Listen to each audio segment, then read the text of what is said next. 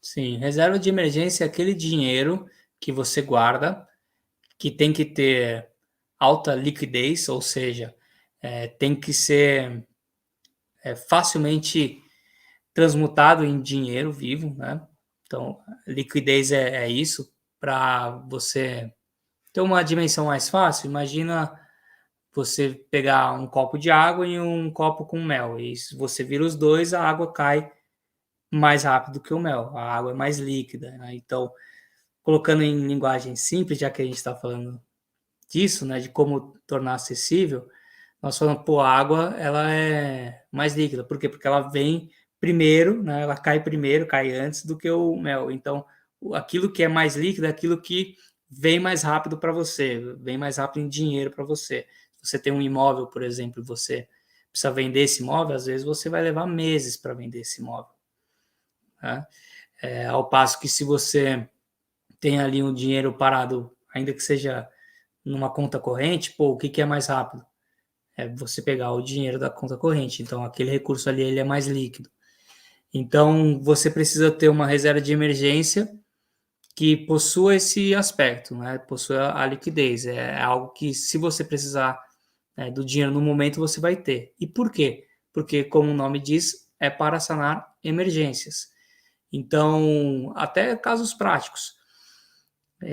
Poxa, na mesma semana, o celular da minha esposa e o meu computador precisaram ir para manutenção. Se a gente não tivesse reserva de emergência, a gente ia ter que entrar no rotativo do cartão de crédito, a gente ia ter que pegar emprestado, etc. A gente ia ter que dar algum outro jeito. Mas era um dinheiro que estava ali, parado, entre aspas, que não está parado, estava rendendo pelo menos, né, o básico, né, que a gente chama, ou pelo menos o CDI. Era um dinheiro que estava ali, reservadinho para, olha, se acontecer algum imprevisto, se acontecer qualquer coisa fora daquilo que é o usual, a gente vai lá e recorre a esse montante. E aí a gente também calcula a reserva de emergência perante o nosso custo mensal. Então você pega o seu custo mensal e aí você avalia, poxa, se eu tiver de 3 a 6 vezes esse custo mensal, eu consigo ter uma reserva de emergência para 3 meses ou 6 meses. Né? Para pessoas autônomas, por exemplo, se recomenda uma reserva maior, né, de 6 a 12 meses. Embora eu considere que, dependendo da renda da pessoa, dependendo dos gastos dela, ter 12 vezes o custo mensal é difícil, mas é aquele dinheiro que, assim, basicamente, pô, se eu não tiver mais renda hoje, por quanto tempo eu consigo sobreviver? Isso seria a sua reserva de emergência, o quanto que você tem, né, para lidar com momentos de dificuldade, ou de desemprego, ou momentos em que acontecem acidentes ou perdas materiais e que você precisa repor. Então, isso basicamente é reserva de emergência. Então, antes de sair para investir em ações, etc., a pessoa primeiramente tem que construir a sua reserva de emergência, certo? Sim, porque, novamente, se você investe R$ 10.000 em ações, só que você quebrou o carro e você precisa do seu carro para trabalhar. Então, se você não trabalha, você não tem aquilo que se chama de renda ativa. E aí, o que você faz? Você não tem reserva de emergência, você vai ter que vender as suas ações para suprir a perda do carro. Às vezes a ação está lá embaixo naquele dia, por exemplo, né?